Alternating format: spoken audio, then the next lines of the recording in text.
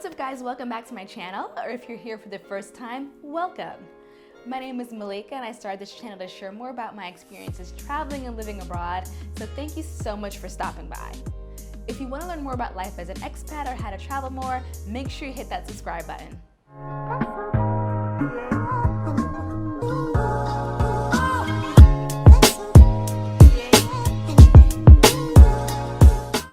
So if you're watching this, I'm currently living in Beirut, Lebanon. I moved here with my husband a few months ago and I will be sharing more about what it's like to live as an expat in Lebanon, so make sure you subscribe for more and check out my Beirut vlogs. In one of my videos from a couple of weeks ago, I shared more about my first time living abroad as an expat, when I was living in Milan, working in fashion, and what the cost of living was with my expat salary.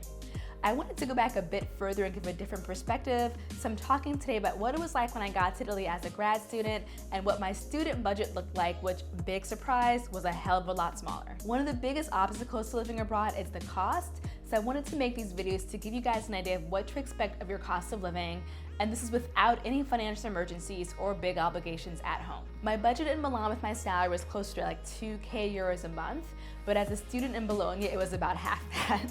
So I'm showing you how I survived student life in Bologna on 1,000 euros a month. My budget was based on a combination of financial aid I got to go to grad school and my personal savings, but I only planned to dip into the savings account for emergencies or travel. And yes, I know, travel is not an emergency.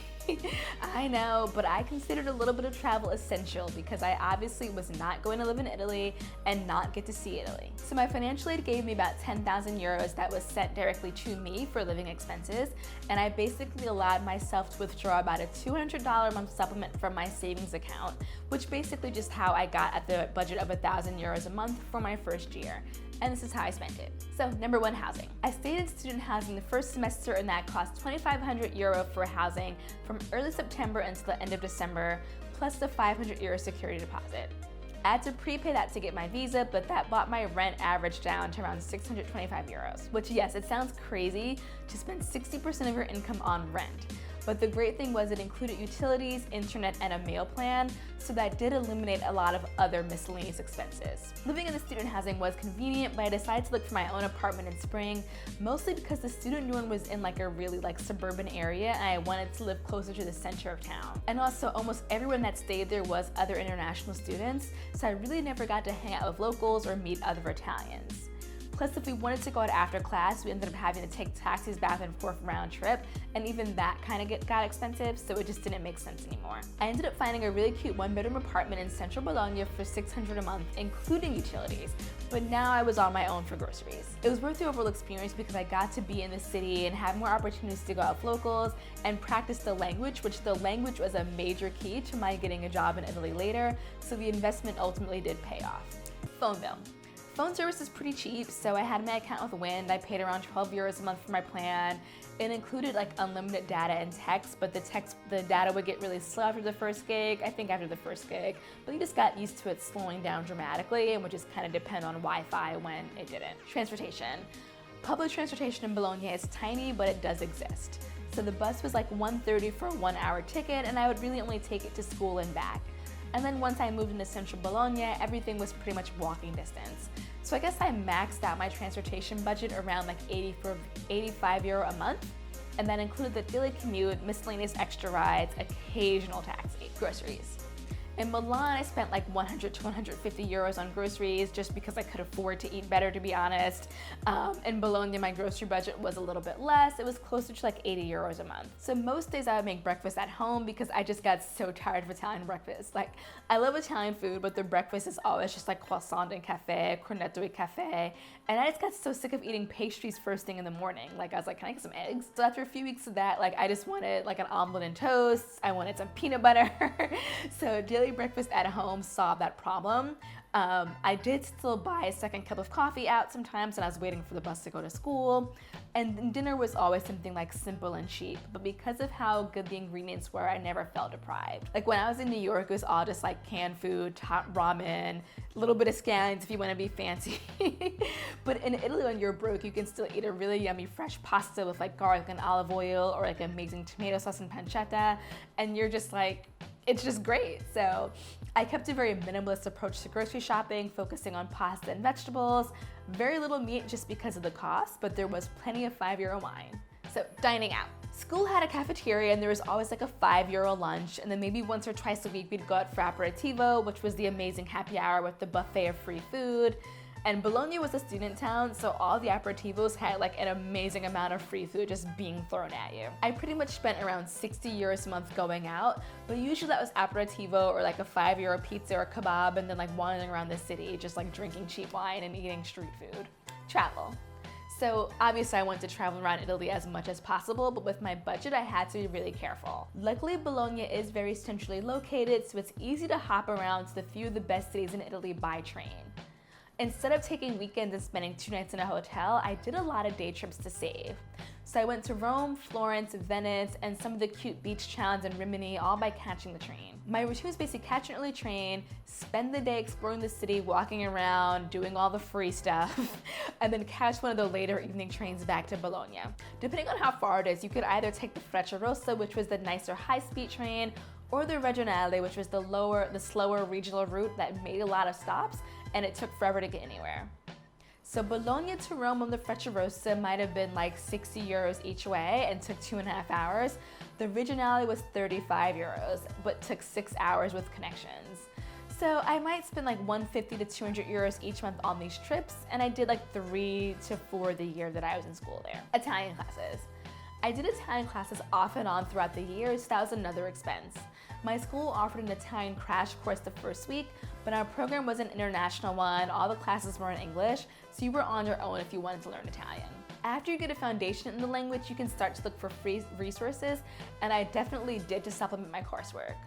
A lot of students set up little language exchanges, so an Italian person will help you if you're Italian and you help them with their English. But in my experience, that didn't really work well because there were just like way too many creepy guys that use language exchange as a cover to try to pick up foreigners, and I had no time for that. It also became really important to me to step up my Italian toward the second semester when I realized we would have to start looking for internships soon, and I wanted an internship and then I wanted a job.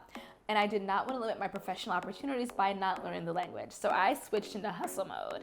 I had to cough up some funds, but I saw it as an investment in my future. So for the last like 4 to 5 months, I spent about €60 to €80 a month on like language classes and online tutoring. And it did end up paying off in the long run because I got a great internship that then converted to a full-time job offer. So I got to stay and work there after graduating and actually had a decent starting salary by Italian standards. So my ROI on those €60 lessons definitely came through. So if you check how my budget's adding up right now, we've got rent around $600, phone bill €12, transportation €85, groceries $80, lunch on campus school days and going out $60, and then a few cheap trips a year. Let's say that would be an average of €50 a month into my travel budget, and then Italian, which brings my budget to $10.57 out of the $1,000 that I budgeted. And this is where credit cards and dipping into savings came in. So was it financially responsible to live above my means? Absolutely not. But considering the alternatives, just shaving off that extra €60 a month would have meant sacrifices that I was not willing to make at that point in my life. The biggest expense was rent, and I definitely could have kept my rent lower, but as a woman living alone and a foreigner, and I was just not gonna make the compromise on the safety of my space, on the safety of the neighborhood, and also of my space. So that was just not in the question. And then of course, like, yeah, I could have cut travel or completely give it up, but then why in the world would I move to Europe and never travel anywhere? I kept my trips as cheap as possible, and I only ever had like one long vacation, which again was totally unnecessary, I know, but whatever, it was fun. I went to Morocco on spring break.